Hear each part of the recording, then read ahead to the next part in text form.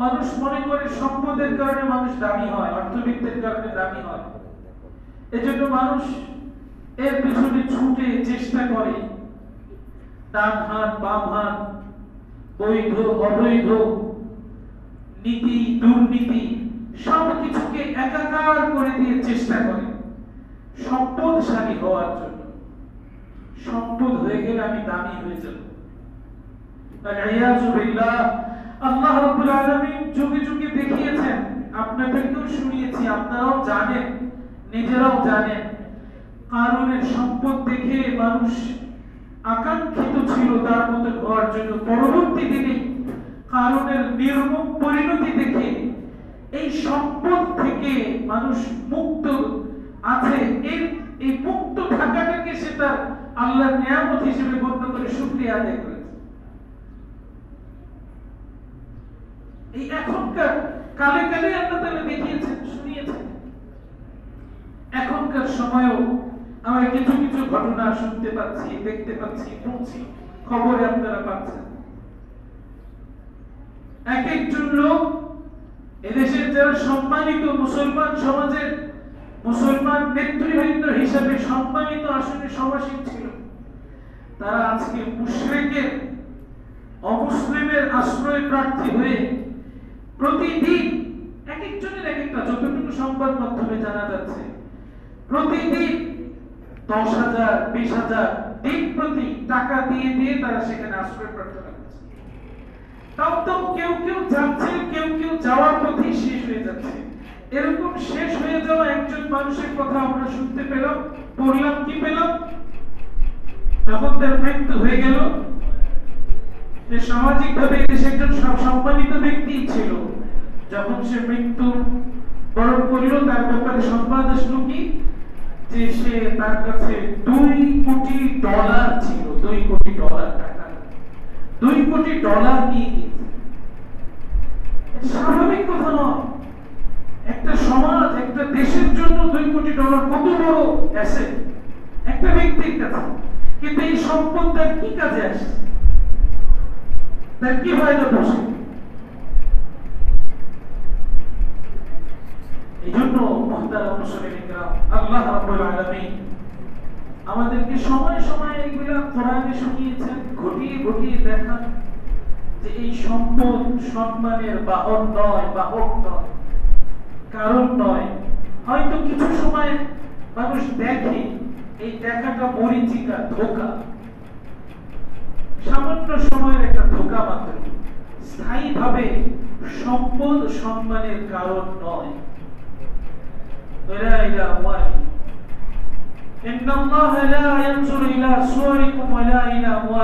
আল্লাহ তোমাদের আকৃতির ভিন্নতা দেখেন না, সম্পদগত অবস্থানও তিনি দেখেন না।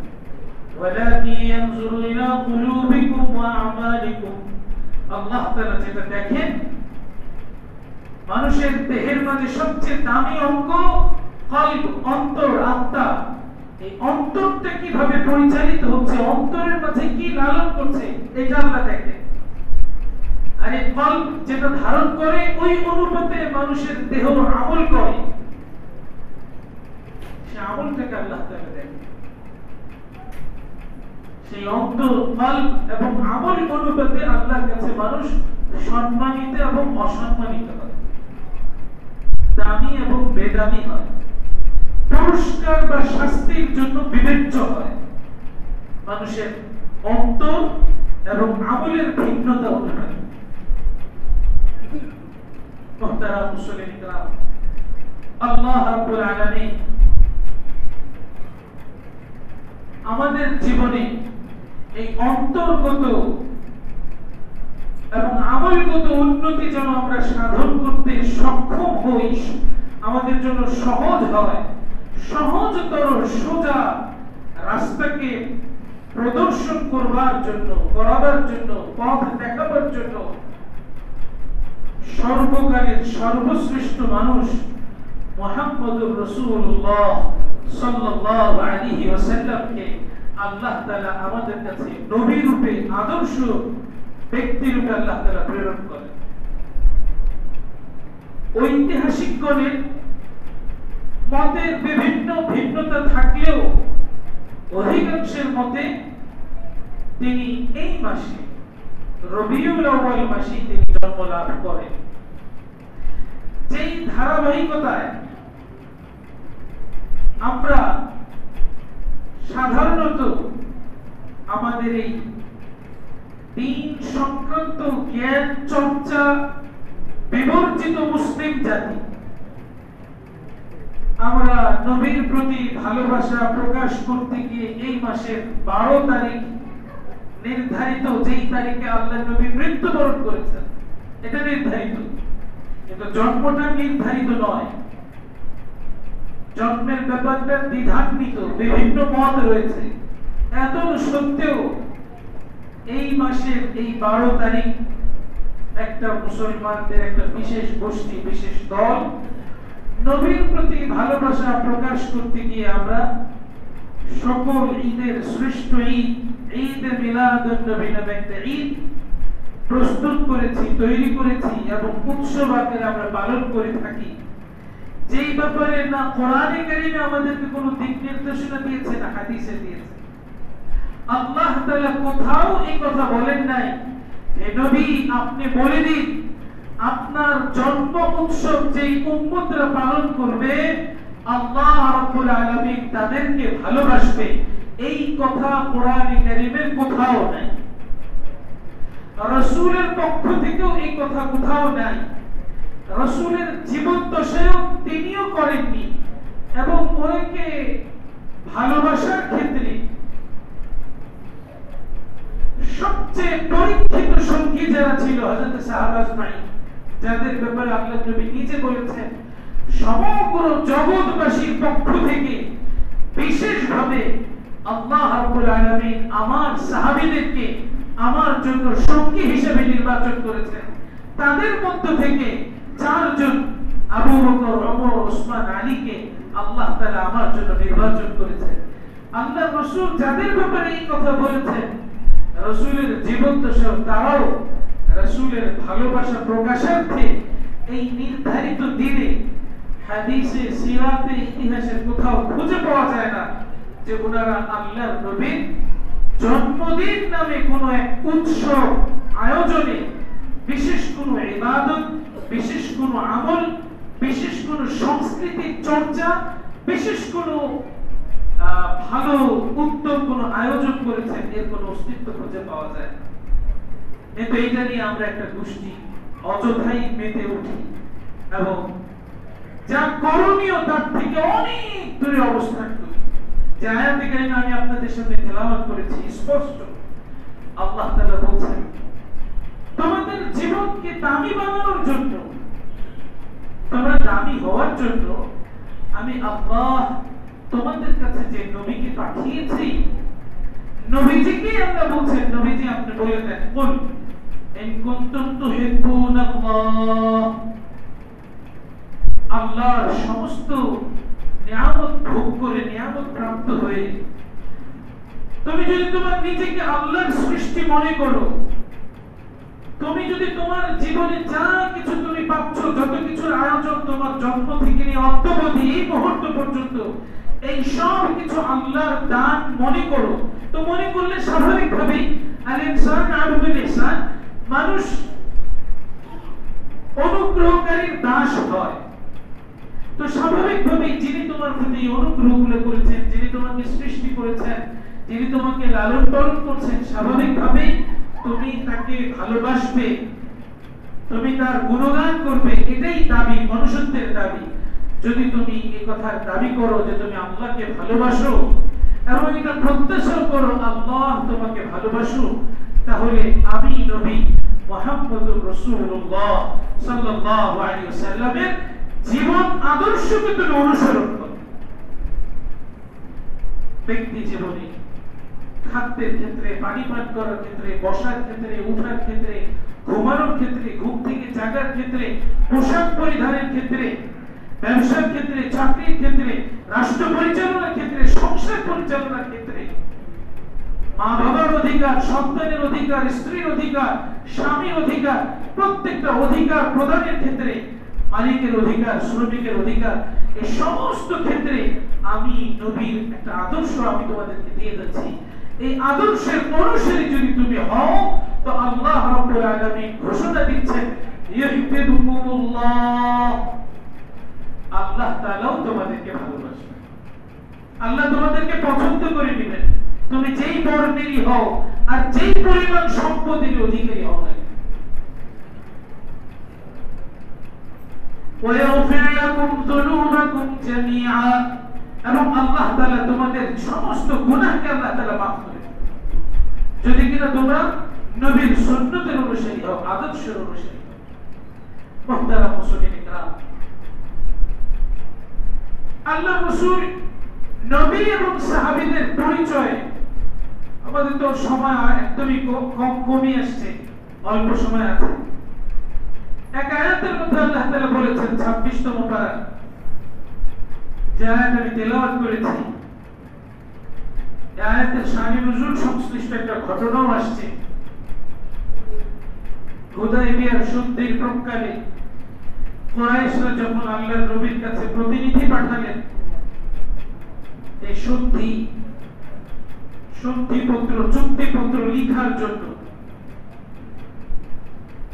তা আল্লাহ রাসূল হযরত আলী রাদিয়াল্লাহু তাআলাকে বললেন লিখো, লিখে দাও মুহাম্মদুর রাসূলুল্লাহ সাল্লাল্লাহু আলাইহি ওয়াসাল্লামের পক্ষ থেকে এই চুক্তি পত্র বাস্তবায়নের জন্য গ্রহণ করা হলো, এরকম কথা লিখে দাও।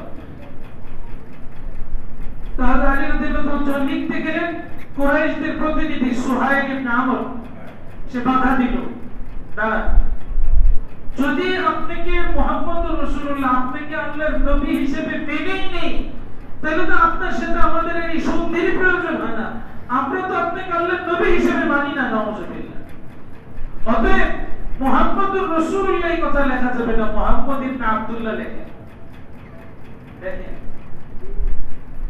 আল্লাহর রাসূল শান্ত চিত্তে এই কথাকে মেনে নিলেন, হ্যাঁ ঠিক আছে এটাই লেখো, মুহাম্মদ ইবনে আব্দুল্লাহর পক্ষ থেকে চুক্তি করা হয়েছে। মুহতারাম মুসলিম ইকরাম, আল্লাহর রাসূল দুনিয়ার কাগজে ফিতনাকে, ফাসাদকে বর্জন করার জন্য নিজে সত্য নবী হওয়া সত্ত্বেও সেই সত্যকে উনি দৃঢ়তার সাথে প্রকাশ না করে বরঞ্চ তারা যেমনটা চেয়েছেন তেমনটাই তিনি লিখে দিয়েছেন, দুনিয়ার কাগজে লিখিয়ে দিয়েছেন। আল্লাহ রাব্বুল আলামিন এর পরিপ্রেক্ষিতে আল্লাহ তাআলা ওনাকে যে উনি যে আল্লাহর নবী এর স্বীকৃতি দিয়ে ওনার নামের সাথে নবীর পদকে সংযুক্ত করে আল্লাহ কোরআনে আয়াত নাযিল করেছেন, মুহাম্মাদুর রাসূলুল্লাহ। দুনিয়ার ওই কাগজ কোথায় চলে গেছে আল্লাহ জানে, কিন্তু এই আল্লাহ যে বলেছেন মুহাম্মাদুর রাসূলুল্লাহ, যতদিন আসমান আর জমিন থাকবে ততদিন এই কথা থাকবে, এর পরেও থাকবে, আখিরাতেও থাকবে। মুহাম্মাদুর রাসূলুল্লাহ আল্লাহ তাআলা এই পরিপ্রেক্ষিতে আয়াত নাযিল করেছেন। তো এখানে আল্লাহ তাআলা মুহাম্মাদুর রাসূলুল্লাহ সাল্লাল্লাহু আলাইহি ওয়াসাল্লাম এবং ওনার জন্য বিশেষভাবে নির্বাচিত হযরত সাহাবা আজমাইনের একটা মৌলিক পরিচয় আল্লাহ তাআলা তুলে ধরেছেন। মুহাম্মাদুর রাসূলুল্লাহ ওয়াল্লাযীনা মা'আহু আশিদ্দাউ আলাল কুফফার রুহামাউ বাইনাহুম তারাহুম রুকআন সুজদান ইয়াবতাগুনা ফাদলান মিনাল্লাহ ওয়া রিদওয়ানা। আয়াতের শেষ পর্যন্ত লম্বা আয়াত। আল্লাহ বলতেছেন মুহাম্মদুর রাসূলুল্লাহ সাল্লাল্লাহু আলাইহি ওয়াসাল্লাম এবং ওনার সাথে যে সমস্ত সঙ্গীবৃন্দ হযরত সাহাবা আজমাইন আছে তাদের কিছু বিশেষ গুণাবলী, কয়েকটা গুণাবলী তাদেরকে চিহ্নিত করা যায়। অর্থাৎ কিয়ামত পর্যন্ত কেউ যদি মুহাম্মদুর রাসূলুল্লাহ সাল্লাল্লাহু আলাইহি ওয়াসাল্লাম এবং ওনার সঙ্গী সাহাবীদের মতো হতে চাও তাহলে তোমরা এই চিহ্নগুলো নিজেদের জীবনে ধারণ করো, এই লোগোগুলো নিয়ে আসো, এই মনোগ্রামগুলো নিয়ে আসো। এটা তোমার পরিচয় হবে যে তুমি মুহাম্মদুর রাসূলুল্লাহ সাল্লাল্লাহু আলাইহি ওয়াসাল্লামের সাথী। কি গুণ? প্রথম গুণটি আল্লাহ বলেন আশিদ্দাউ আলাল কুফফার, তারা কাফেরের ব্যাপারে খুব কঠোর মনোভাব, আপোষহীন। কাফের যদি মাও হয়, বাবাও হয়, ভাইও হয়, নিকটবর্তী আত্মীয় হয়, স্ত্রী হয়, সন্তান হয়, বন্ধু হয়, যে কেউ হোক না কেন, যখন সে কাফের ঈমান কবুল করে না, তো মুহাম্মদ রাসূলুল্লাহ সাল্লাল্লাহু আলাইহি ওয়াসাল্লাম নিজে এবং তার সঙ্গীরা এই স্বভাবে কাফেরের ব্যাপারে সামাজিক যে দায়বদ্ধতা আছে সেগুলোর আলোচনা যদি সুযোগ একটু করছি, সেগুলো তো সে সভ্যতা বজায় রাখবে, করবে, কিন্তু অন্তরে কখনোই কাফেরের ব্যাপারে সে হৃদ্যতাপূর্ণ আচরণ, হৃদয়গ্রাহী আচরণ, কাফেরের প্রতি ভালোবাসা পোষণ, এটা প্রকৃত অর্থে মুহাম্মদ সাল্লাল্লাহু আলাইহি ওয়াসাল্লাম এবং ওনার সঙ্গী যারা ছিল তাদের কারো অন্তরে ছিল না। যারা ওনাদের মতো হতে চায় তারাও এই স্বভাবে হবে। আশিদ্দাউ আলাল কুফার, কাফেরের ব্যাপারে কঠোর মনোভাব, কোন রকমের আপোষ নেই, চুল পরিমাণ আপোষ নেই, আপোষ নেই। আচ্ছা, কাফেরের ব্যাপারে কঠোর মনোভাব, তার মানে কি এই লোকগুলো আসলে খুব কট্টরই হয়? কেউ কেউ দেখবেন বলে হুজুররা খুব কট্টর, এবং বিশ্ব জার্নালিস্টরা লেখে কট্টরপন্থী মুসলিম, লেখে না, কট্টরপন্থী মুসলিম।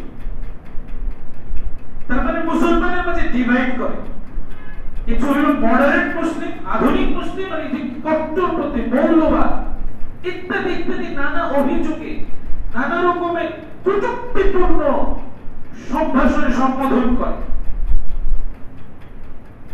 তো আল্লাহ বলছেন না, আসলে তারা প্রকৃত অর্থে তাদের হৃদয়টা খুব কঠোর, কট্টরপন্থী এমন না। রুহামাউ বাইনাহুম, তারা পরস্পরের জন্য একান্তই দয়ার্দ হৃদয়ের অধিকারী, একদম নরম দিলের অধিকারী, একদম সফট মাইন্ড যেটাকে বলে, কোমল হৃদয়ের অধিকারী। একজন মুসলমান আরেকজন মুসলমানের জন্য নিজের ভিটা ছেড়ে দেয়, ব্যবসা ছেড়ে দেয়, জমি ছেড়ে দেয়, আরো যা প্রয়োজন ভাই তুমি নিয়ে নাও। মৃত্যুর সময় তৃষ্ণার্তে কাতর হয়ে নিজের মুখের কাছে নিয়ে আসা বাড়িটাকে পর্যন্ত অপর ভাইয়ের জন্য ছেড়ে দেয়। উদার, এমন উদার, অতুলনীয় উদার, পরস্পরের জন্য।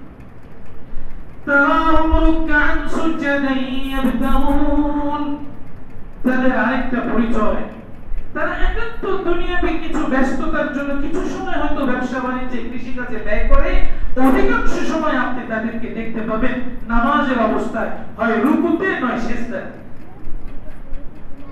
মুফাসসিরিন ইকরাম বলেন এই জায়গার অংশের মাধ্যমে আল্লাহ তাআলা ইহুদ আর নাসারা ইবাদত থেকে মুসলমান মুমিনের ইবাদতকে আল্লাহ আলাদা করেছেন। তাদের ইবাদতের মধ্যে রুকু নাই। আল্লাহ বলছেন মুমিনদেরকে আপনি দেখবেন হয়তো রুকু করা অবস্থা অথবা সিজদারত অবস্থায় কেন থাকে? ইয়াবতাগুনা ফাদলান মিনাল্লাহি ওয়া রিদওয়ানা, আল্লাহর অনুগ্রহ এবং আল্লাহর সন্তুষ্টির তালাশে অধিকাংশ সময় তারা নামাজে অতিবাহিত করে। অধিকাংশ সময় দুনিয়া সাজানোতে না, নামাজে অতিবাহিত করে। এটা নবীর আদর্শ, এটা নবীর সুন্নাহ। سيماهم في وجوههم من أثر السجود, আল্লাহ বলেন তাদের চেহারার মাঝে সিজদার চিহ্ন প্রস্ফুটিত হয়, প্রকাশিত হয়।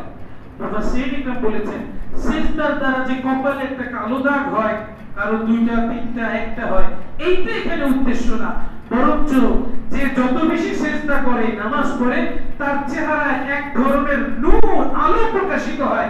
দেখে মনে হয় যে লোকটা খুব ভালো মানুষ, আল্লাহওয়ালা মানুষ। সেই চিহ্নের কথা আল্লাহ তাআলা এখানে বলছেন। বিশেষভাবে যারা রাত্রির গভীরে যত বেশি নামাজ পড়ে, তাহাজ্জুদের নামাজ পড়ে, তাদের চেহারায় এই নূরের ঝলকটা বেশি প্রকাশিত হয়।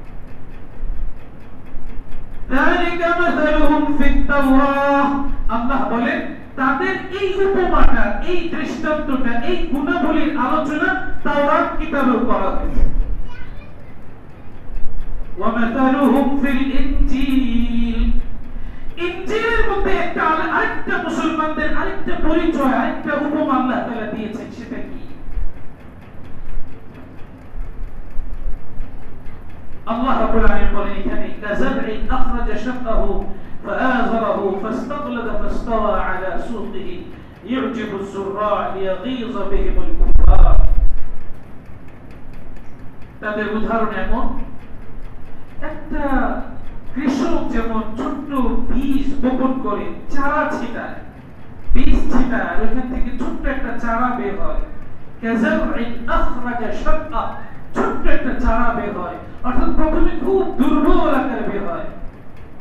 ফাআযারাহু ফাস্তাগলাযা, কাযাবইন আখরাজা শাক্কাহু ফাআযারাহু ফাস্তাগলাযা ফাস্তাওয়া আলা সুকিহি ইউজিবু যুররা। এরপর এটা আস্তে আস্তে ধাপে ধাপে একটু বড় হয়, একটু শক্তিশালী হয়, একটা কাণ্ডর আকৃতি ধারণ করে, একটা শক্তিশালী ডালে রূপান্তরিত হয়, একটা বিশাল কাণ্ড হয়। এর উপরে সে নিজের উপরে নিজে নির্ভরশীল হয়ে যায়, প্রতিষ্ঠিত হয়ে যায়। এইভাবে আল্লাহ তাআলা মুসলমানদের উদাহরণ দিয়েছেন যে তারা দুর্বল, একেবারে দুর্বল অবস্থায় তাদের উদ্ভব হয়েছিল। তারা একজন একজন, প্রথমে একজন পুরুষ আবু বকর, একজন বালক আলী রাদিয়াল্লাহু তাআলা, একজন মহিলা খাদিজা রাদিয়াল্লাহু তাআলা, তিনজন কেবল ইসলাম কবুল করেছেন। আস্তে আস্তে দুইজন তিনজন বাড়তে বাড়তে 9 জন, আস্তে আস্তে হতে হতে বিদায় হজের ময়দানে আল্লাহর রাসূল যখন মুসলমানদেরকে একত্রিত করে ভাষণ দেন, তখন প্রায় 100 লক্ষ সাহাবীদের সামনে তিনি ভাষণ দিয়েছেন।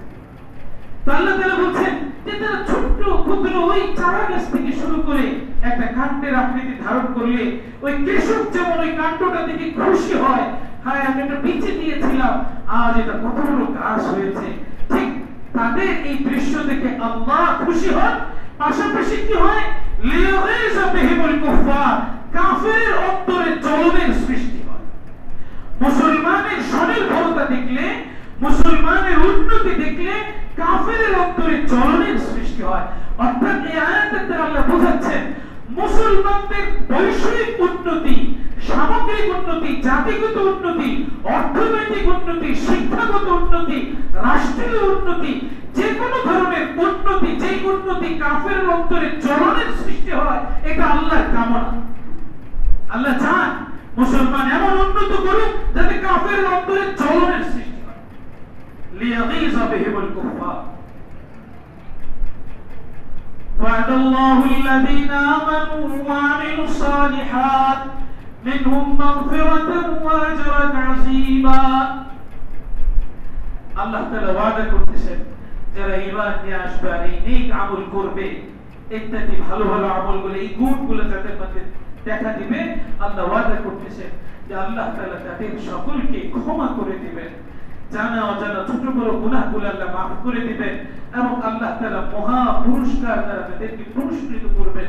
মুহতারাম মুসলিম ইকরাম, এইজন্য আল্লাহ রাসূল এক হাদিসে বলেছেন আল মুমিনু লিল মুমিনি কাল বুনিয়ান ইয়াশুদ্দু বা'দুহু বা'দা। একজন মুমিন আরেকজন মুমিনের জন্য উদাহরণ কেমন? আল্লাহ নবী বলছেন একটা বিল্ডিং এর মতন, একটা বিল্ডিং। কি বলেন? একটা বিল্ডিং, এই যে বিল্ডিং গুলো দাঁড়াচ্ছে, এমনিতেই 10 তলা বিল্ডিং দাঁড়ায় যায় নাকি একটা একটা ইট মিলে মিলে এরপরে 10 তলা? আল্লাহ রাসূল বলতেছেন একজন মুমিন আরেকজন মুমিনের জন্য এরকম একজন একজন করে বিভিন্ন জন বিভিন্ন ভাবে সহযোগিতা করে, বিভিন্ন দিক থেকে যাকে যে যোগ্যতা দিয়েছে সহযোগিতা করে একটা বডি হবে, একটা বিল্ডিং হবে, একটা সমাজ হবে, একটা দেশ হবে যা কিনা শক্তিশালী হবে, একজন আরেকজনকে শক্তিশালী করবে। কাল বুনিয়ান ইয়াশুদ্দু বা'দুহু। আল্লাহ নবী উদাহরণ দিয়ে দেখিয়েছেন এইভাবে শক্তিশালী হবে। এক হাতকে আর হাতের মধ্যে ঢুকিয়ে দিয়েছে, এইভাবে শক্তিশালী হবে। এই শক্তিশালী হওয়াটা দেখা কার পছন্দ, কে পছন্দ করে, কে খুশি হন? ভাই আল্লাহ খুশি হন, আল্লাহ রাসূল খুশি হন। আর কে কষ্ট পায়, কে নারাজ হয়? আল্লাহর দুশমন কাফিররা নারাজ হয়।